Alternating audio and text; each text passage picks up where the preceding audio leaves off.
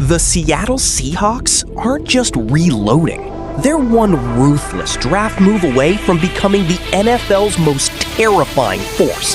And if John Schneider lands Jaradrian Price, the rest of the league might already be too late. It is time for a reality check for the entire NFL, all the fans, all the media. The Seattle Seahawks are indisputably the best team left. They had a stretch this year where they led a team by Seattle. The roster has no holes. Even the special teams are really good. They get a pass rush without blitzing. Huge up front. Active linebackers.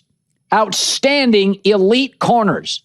Playmaking safeties. On offense, you get power and speed and efficiency. They are young. They're dynamic. So John Schneider said yesterday, or 2 days ago now, I guess, essentially he wants to trade back. He said, it's no secret. We're looking to trade back. We only have 4 picks. It's what we want to do. So if he's going to do that, how far back can and should he trade, and who are his options?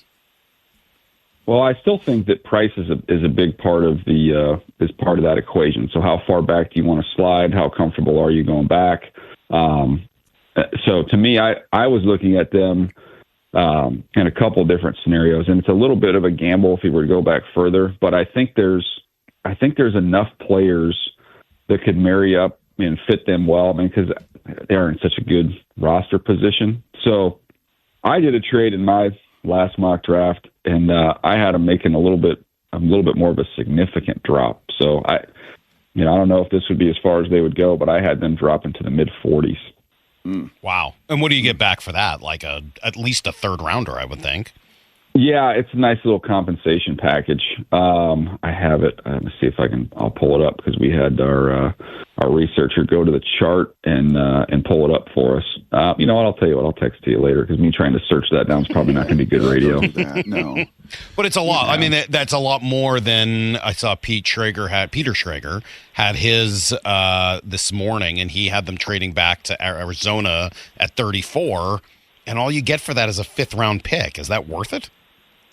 So I have it right here. So I had them trading the 32nd pick in 96, and they came away with 45, 80, and 115. So they ended up 45. They ended up moving up 16 spots in the 3rd round, and they picked up a 4th round pick. Yeah, that feels a little more, and just, I don't know, doable or reasonable, but I know 40 to 80 is kind of the wheelhouse that I have heard from. Sweet spot. Yeah, I've kind of heard from everybody. That's the sad news. They're at 32. They try to make your deal, and no. They try to trade back with Arizona. No, we're all good. So they got to make a pick at 32, and the 2 options are Johnson and Price.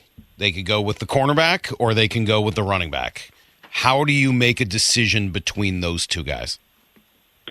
I would take Price, and I like Johnson a lot, but I would take Price because they're very similarly graded. I have them stacked very close on my list, and one is an obvious position of need, and we're in our window right now. And it's funny you said Price is my 34th player, Chris Johnson is my 35th player.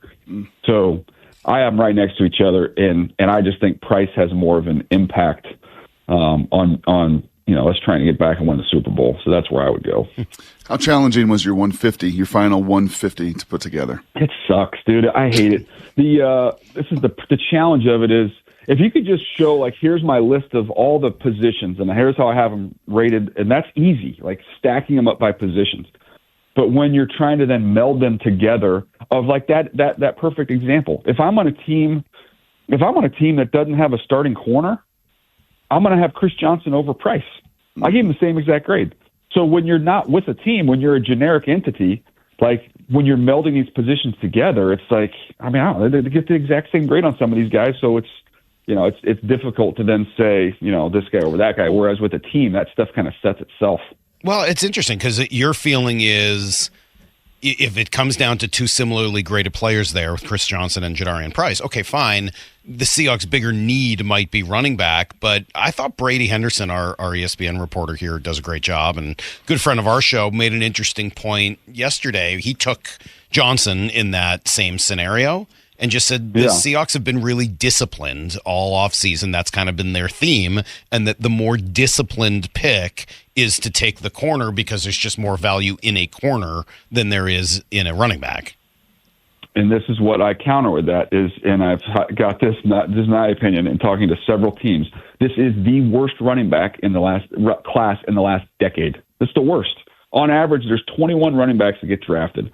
I've asked teams, numerous teams, how many running backs do you have on your front board? Your front board is the guys you would consider drafting. I've got anywhere between 6 and 8. So we're going from a year where it's a normal year, there's 21 of these running backs, to there's 6 or 8 of them. So, and there's, to me, a tremendous drop-off. It's a 2 running back class, in my opinion. After Price, I think it falls off a cliff. So, and for a team that's in the Super Bowl window right now that like literally has a chance to go back-to-back, I would break that rule. So why is that, by the way? Great. I love the answer, and I think I tend to come down on your side of this. But why is that? Is that just years of running backs not getting paid, and eventually those athletes decide, all right, well, I'm going to play a different position that's going to be valued a little bit more by my sport, or is it just happened to be an off year in the running back world? It's just an off year. Okay. We had a good group last year. We had a deep group last year. So it's not any type of trend going forward. It's just the ebbs and flows. Like we'll have a year where we got, a ton of, last year there was a lot of really, really good tight ends, like high end tight ends. This year there's, a lot of good day 3 tight ends, but it's just the nature of it. You get some years are a little deeper and some years are a little shallow. And this just happens to be literally the worst running back class in the last decade. Hey, for Clat's sake, Charles, Rich, don't ever call yourself a generic entity, okay? Because you're not a generic entity. You're the NFLnetwork.com. It's the name of my fantasy team, Brock. Generic entity? Oh, that's good. Yeah. Okay. It's either my band name or my fantasy football name, one or the other. So I've profiled and will today and tomorrow my 12 Seahawks, and hopefully one of these guys ends up getting picked somewhere along the line. But we've learned enough through the years with the Jordan Brooks and others that sometimes the Seahawks zig when everyone else zags. Is there a player at 32? And I guess I'll frame it in this way, DJ, that maybe not a corner, not an edge player, not Jaradrian Price, not those needs on your board, but just simply a player that could keep slipping and falling and whose just grade is that much better. And the Seahawks just stay disciplined and say, this is who we are. This is the best player on the board. And I don't care that he's a D tackle. I don't care that he's a linebacker. I don't care that it may not fit our needs. It's just too good of a player. Could there be that kind of guy at 32 tomorrow night? There's one guy who I think is going to be there when they pick, and it's not a need, but just from a fun factor, Emmanuel McNeil-Warren, another 6'3" safety who's rangy and can move around and do a lot of different things. And, he's got ball production. Like, he's such a fun player to watch. Look, you'd have to have Mike on to tell you exactly how we would utilize him and deploy him, but it would be fun. We're going to do a little rapid fire, a little DJ rapid fire here. All right, so 30 seconds or less basically on these. And then if you could, I'm going to make it a little harder because I'm going to ask you about specific, to come up with an answer to, the toughest player, smartest player that could be available at 32 or deeper in the draft. So let's try to stay away from like the top 10 guys that just aren't even an option. A lot of guidelines to this segment. I know. Go ahead. Well, we got it's like bumper bowling. So, all right, here we go. Rapid fire. Toughest player in the draft. Keelan Rutledge, the guard from Georgia Tech. I think there's a chance he could go in the first round. I wouldn't even hate it if the Seahawks took him. He's one of my favorite players. Smartest player. Smartest player in the draft, Caleb Downs. Give me a little more. I need a little bit more on Caleb Downs. For those of us who aren't like I was just deep inside the 150, that you might have a chance to pick.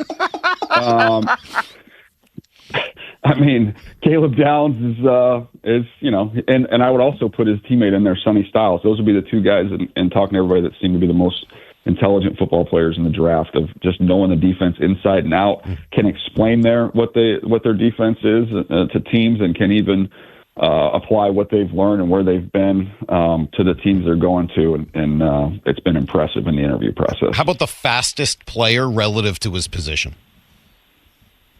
Sonny Styles.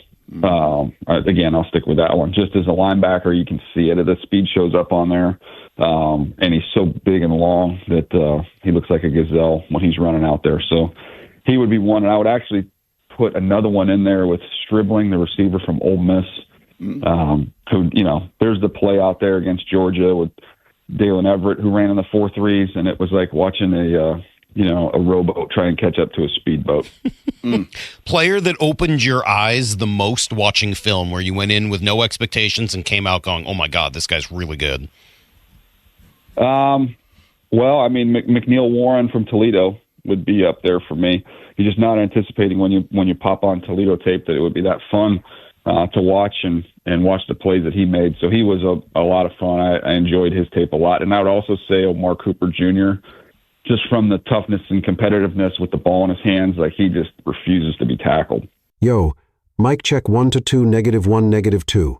Game over for this video, folks. Smash that like button, drop a comment, and subscribe to stay in the huddle for more. This is NFL Madness, bringing the heat and signing out.